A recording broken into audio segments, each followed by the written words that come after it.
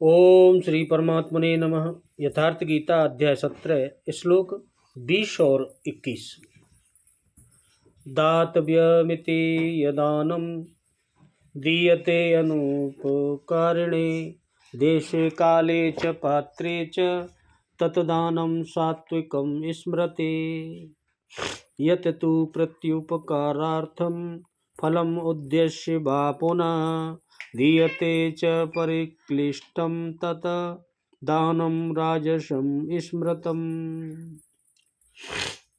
भगवान को बोले दान भी 3 प्रकार के होते हैं।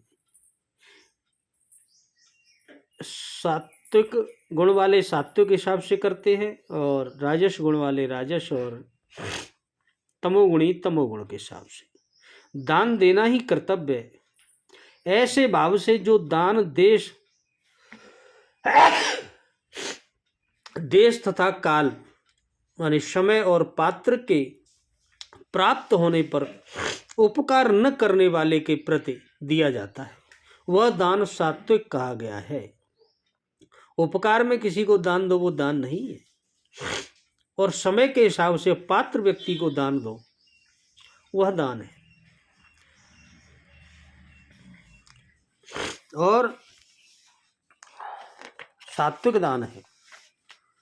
किंतु जो दान कलेश पूर्वक जबरदस्ती प्रत्युपकार के उपकार के तहत प्रयोजन से सोच समझकर अथवा फल को दृष्टि में रख करके यह इसको दूंगा तो यह फल मिलेगा, उसको रखकर फिर दिया जाता है, वह दान राजसी दान है। भगवान स्पष्ट कर रहे हैं।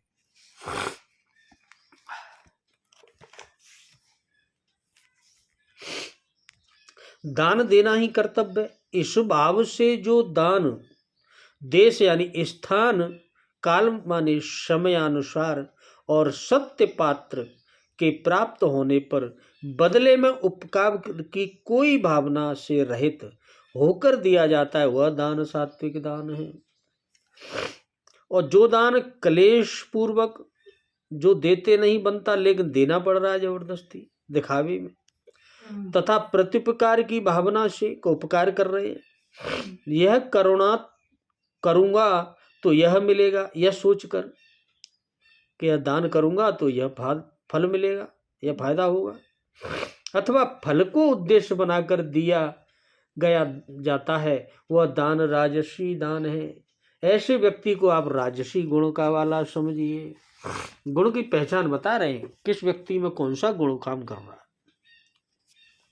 उसके दान देने से भी आप देख सकते हो कि ये कौन से गुण का व्यक्ति है।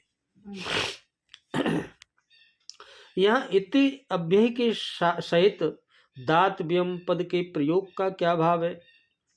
इनका प्रयोग करके भगवान सात्विक गुण की पूर्णता में निष्काम भाव की प्रधानता का प्रतिपादन करते हुए यह दिखलाते हैं कि वर्ण यानी में जाति, आश्रम यानी गृहस्थ या सन्यासी जो भी है, आश्रम उसको कहते हैं, और अवस्था, वर्ण आश्रम और अवस्था और परिस्थिति के अनुसार शास्त्र विहित शास्त्र के अनुसार दान करना अपने स्वत्व को यथाशक्ति दूसरों के हित में लगाना मनुष्य का परम कर्तव्य है।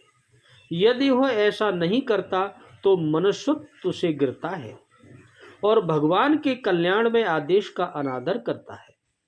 अतः जो दान केवल इस कर्तव्य बुद्धि से ही दिया जाता है जिसमें इस लोक और परलोक के किसी भी फल की जरा भी अपेक्षा नहीं होती, वह दान पूर्ण सात्विक है। यहाँ देश और काल शब्द किस देश काल के वाचक है, ध्यान से सुनना। जिस देश और जिस काल माने समय, जिस समय में जिस वस्तु की आवश्यकता हो उस वस्तु के दान द्वारा सबको यथायोग्य सुख पहुंचाने के लिए वही योग्य देश और काल है। जैसे जिस देश में जिस समय दुर्भिक्ष या सूखा पड़ा हो, अन्न और जल का दान करने के लिए वही देश और वही समय योग्य देश है, काल है। चाहे वह तीर्थ स्थल या पर्व काल न हो, इसके अतिरिक्त साधारण अवस्था में कुरुक्षेत्र, हरिद्वार, मथुरा, काशी, प्रयाग, नैमिषारण्य आदि जो तीर्थ स्थान और ग्रहण भूमि, पूर्णिमा, अमावस्या, संक्रांति, जो ग्रहण की पूर्णिमा अमावस्या होती है उस दिन दान करना चाहिए, संक्रांति को करना चाहिए, एकादशी आदि पुण्यकाल जो दान के लिए शास्त्रों में प्रशस्त माने गए हैं।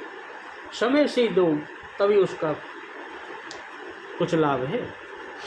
वे तो योग्य देश काल ही है, इन्हीं सबके वाचक देश और काल शब्द हैं।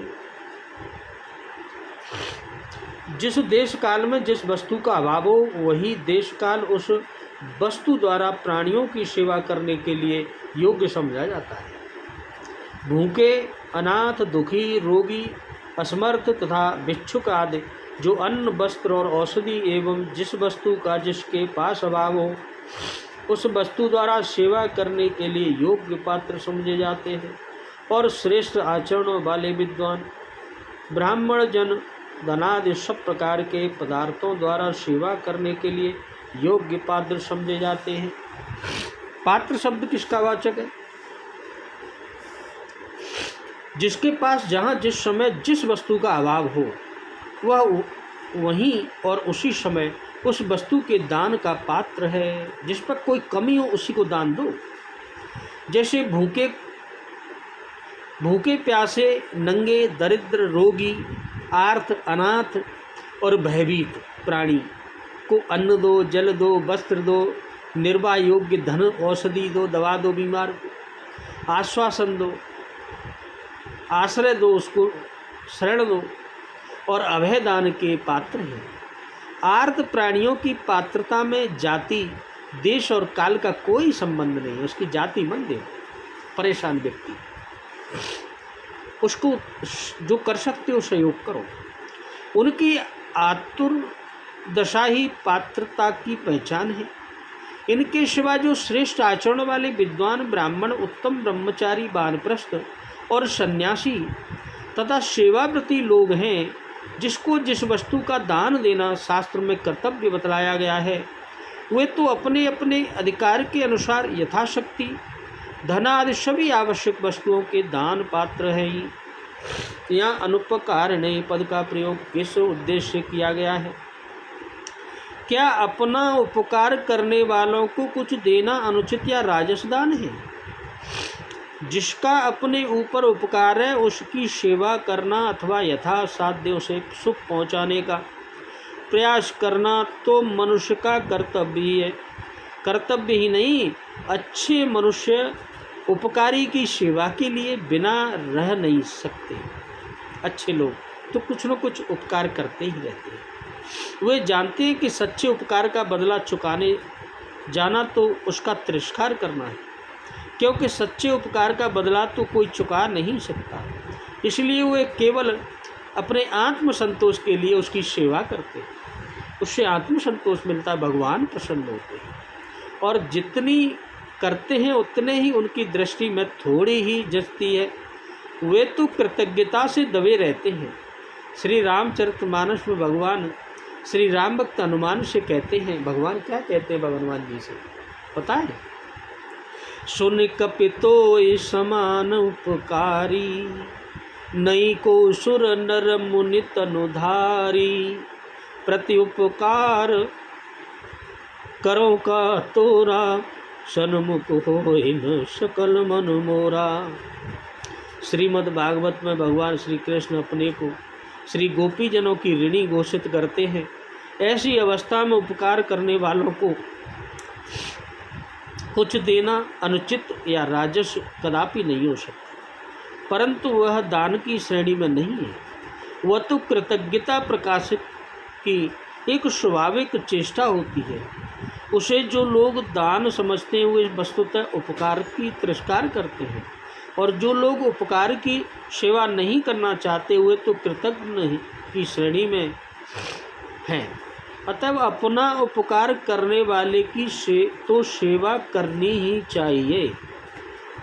और यहाँ अनुपकारी को दान देने की बात कहकर भगवान यह भाव दिखलाते हैं कि दान देने वाला दान के पात्र से बदले में किसी प्रकार के जरा भी उपकार पाने की इच्छा न रखे।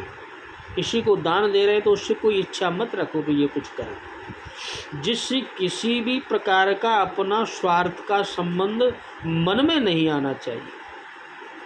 उस मनुष्य को दान दिया जाता है वही सात्विक है। इससे वस्तुतः दाता की स्वार्थ बुद्धि का ही निषेध किया गया है। भगवान ने स्वार्थ से दान मत करो। और